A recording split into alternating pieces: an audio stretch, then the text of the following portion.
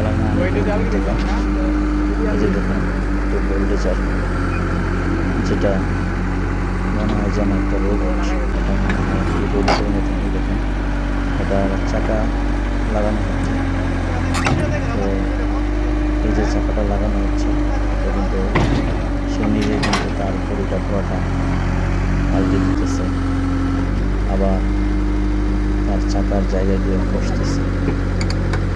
অনেক সুন্দর একটা দৃশ্য। মনে হচ্ছে এটা কোনো গাড়ি নয়, এটা যেন একটা রোবট।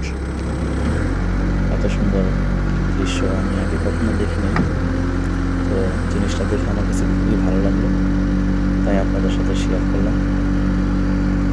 তো যদি আপনাদের ভিডিওটি দেখে ভালো লাগে তাহলে লাইক, কমেন্ট এবং শেয়ার করবেন।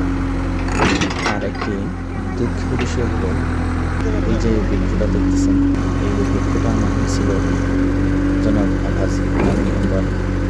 উনি মাঝিচর থেকে চাঁদপুরের রাস্তা করার জন্য এবং তাছাড়া আরও এলাকার যতগুলো রাস্তা আছে এই রাস্তাগুলো মেরামত করার জন্য, কিন্তু কে জানে যে ভোল্টেজের চাকা চুরি করে নিয়েছে। তার জন্য নতুন চাকা কিনে এনে এখন আবার লাগানো হয়েছে।